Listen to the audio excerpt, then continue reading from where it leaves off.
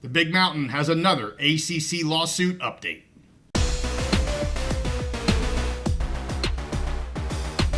The ACC lawsuits are always in the news, so we're back on the Big Mountain to break it down for you. Hey, it's great to have you back on the mountain. I am JY, and this is my good friend Steve.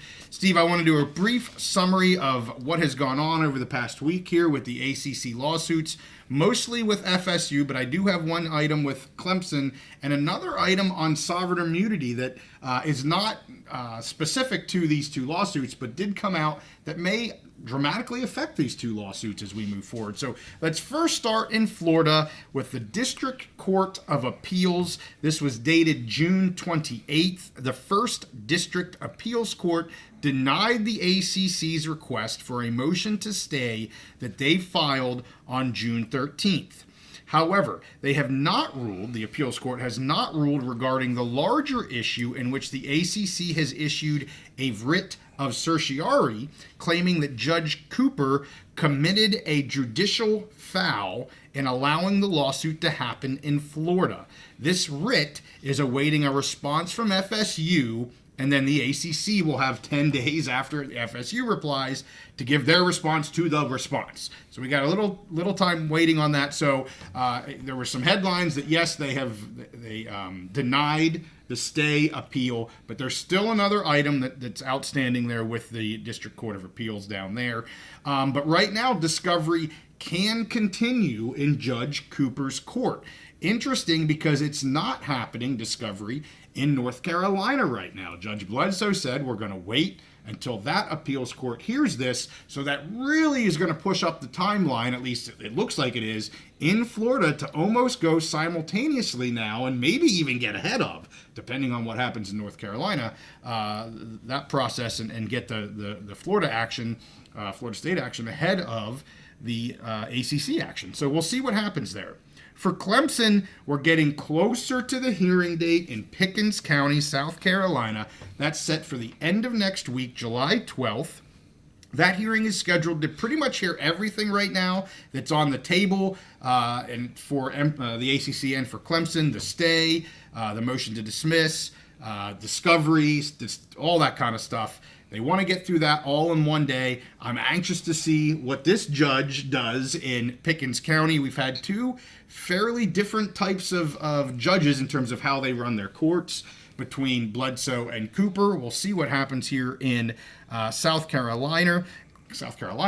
What we might actually see here, Steve, depending on how this plays out and how quickly they can hear this, get a ruling. Of course, there's going to be some appeals and things like that. But, could we maybe see in the next month or two the Clemson filing actually going in front of the FSU lawsuits? That's hard to believe that might happen, but they do seem to be playing a little bit nicer on that side of things. Does that actually speed that process up more? I don't know. I'm speculating, but I wouldn't be surprised if we see that actually maybe pull ahead here in terms of the timelines. The next piece I want to talk about, sovereign immunity. We talk about sovereign immunity every time. For some reason, it always has to come up. And I have to give a thanks to David McKenzie on this. He brought this to my attention on X. He posted this late last week, I believe it was. So, full shout out to him. This came from him. But there's an interesting side story here in regard to sovereign immunity, as there is a brand new U.S. Court of Appeals in the Fourth Circuit case that could become useful for FSU and Clemson here in the near future. This was decided on June 18th. It was the case of Global Innovative Concepts versus the state of Florida and the Division of Emergency Management. It affirms that sovereign immunity requires express language or an overwhelming implication of intent to be sued in federal court. While this is not binding for state courts right now, this was a federal case. It could make it harder for the ACC to argue that FSU waived its sovereign immunity for suits outside of Florida. Same thing for Clemson in South Carolina. Again, I want to be clear, this was a federal case, but absolutely could see some overlap. The court ruled that the contracts do not automatically waive a state's federal sovereign immunity. Another point to be aware of is that the court did not rule on whether forum shopping waives sovereign immunity, but rather punted this back to the Eastern District in North Carolina. Again, while this is not binding, it could be viewed as persuasive moving forward for the states. Very interesting information that just hit here about 2 weeks ago. The last thing I'll have, Steve, and then I can let you jump in on anything. I said I wasn't going to do it, but I'm going to do it. I'm going to talk about AG Moody. Judge Dempsey has allowed the reply of both the ACC and of ESPN into the court, and there will be a hearing. So she didn't listen to the AG. AG Moody says, you got everything you need, you don't need a hearing. Dempsey says, nope, we're going to have a hearing. And we had already talked that she allowed the information from the other conferences to be in. We weren't sure if she was going to allow this ESPN reply. She has allowed that now. So I am anxious for that hearing. I wanted to bring this up because it does, I feel like, close some of the open-ended items that we had from the last time. So, Steve, anything you have here on the appeals, on Clemson, on sovereign immunity, on our friend AG Moody? What do you got? Yeah, so first thought is, it really appears, from the stay being denied and what's happened with the Clemson case, we basically have, depending on how you look at it, 3, 4, 5 different cases going on in 3 different locations. Yeah. And they all appear to be going, somewhat simultaneously with, one will pull ahead, one will back off, whatever. So, this is something we thought could happen from the very beginning. Right. It was really with the state of Florida and the state of North Carolina, I've thought all along for sure. I felt pretty confident that these would be going along as kind of competing cases trying to finish to the end. And now, it seems like Clemson may be able to, in the state of South Carolina, Clemson in South Carolina may even pull ahead of that. So right.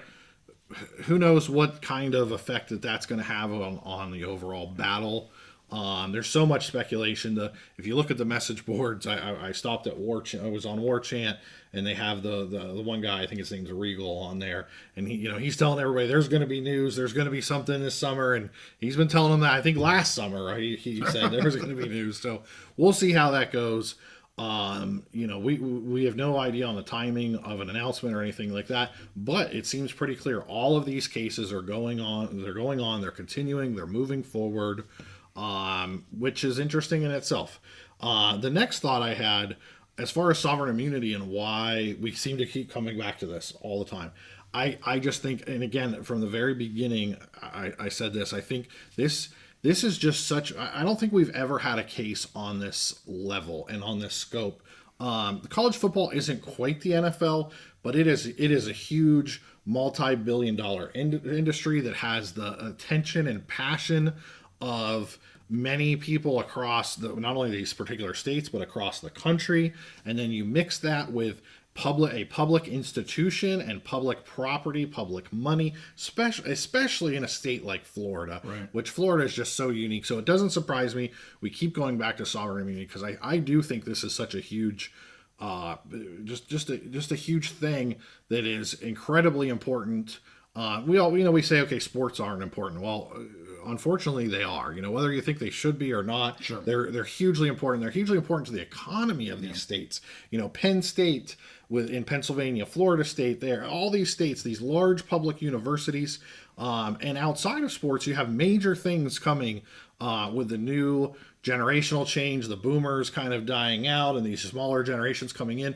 Right. These public all universities worry about these enrollment cliffs, and are they going to maintain? How can they maintain their budgets without blowing their budget? So, it does not surprise me that sovereign immunity has continued to rear its head. And this, I've asked Mr. McKenzie, Doug, Rohan, do we see any path of this going federal at any point? Right. And I think both of them, especially at the beginning, were like, no. I think Doug's maybe coming a little more. But this precedent you're talking about, you mentioned, is now a federal precedent. Right. And that could be used and cited at the state level. We'll see how it goes. Right. But each of these states have their own laws, and their courts in those states really want to look at things by the law in their state because that's what they're supposed to do. Right. But these precedents could be cited, and also it could be used as kind of a threat, like, hey, we're gonna, if we have to, we'll take this federal kind of thing. So we'll see how that goes. Doesn't really surprise me. And then the last thing, I comment on AG Moody. This is the last time we have to talk about her until there's a hearing, right? And then we'll see what happens next. Yeah. And again, I'll just reiterate there. She's a politician. I follow her on Twitter, X, and she's dipped her. We talked about her dipping her toes in this pool. She has her toes dipped in about 5,000 different pools, and she's just out there. And again, I don't want to sound like I'm disparaging her, but people have to remember she is a politician, and she is going to get involved in these cases. And we've had some commenters say, "Oh, well, she's from the University of Florida." What does that matter? I'm not talking about, we're not talking, when we have the attorney general of a state the size of Florida, we're not talking about their personal fandom. It's more about, she has to show that she's representing the interest of the taxpayers of Florida. Mm-hmm. And so I think that there's definitely political motivations behind her actions, and good or bad, we just have to be mindful of that. I don't see her shrinking away from this. Especially during an election season. So I think her name is going to keep, what I'm saying, JY, unfortunately for you, I think her name is going to keep popping up. I understand. And, a lot of our commenters, especially on these episodes, are either Florida State fans or they're residents of Florida. Mm-hmm. And I have seen the commenters that say, she's looking out for us. She's looking out for, even if they're not in the state of Florida, they're saying, that's her job to do that. I understand that. We're not in the state of Florida. Right. I couldn't care less about it. But I understand that is the case, and maybe some of the reason why she's doing it. I think the politics is a lot more of the reason. But it looks good. It sounds good. Another thing, I want to make one comment on FSU and one comment on ACC. So FSU, remember, they did this to try and get answers so they know their path forward to get out of the ACC. They don't have to have answers. Right. Get back to your comment about, was it Regal or whatever it is on Regal on Marchand. Yeah.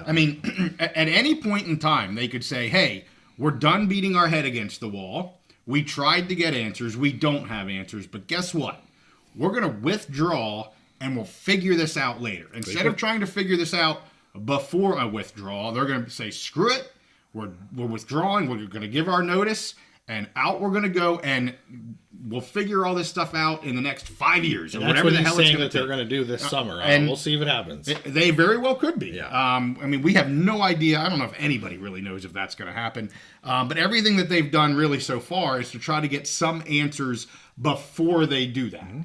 Same with Clemson. They're doing the same exact thing right now. The other thing I would say to the ACC, and you brought up how many they're in right now. I believe we're at 7 lawsuits with the ACC. I lost count. I was up to 5. I shouldn't say 7 lawsuits. I'm going to say they're having different hearings in different courts of laws around similar lawsuits. Mm-hmm. There's 3 really lawsuits that they're in.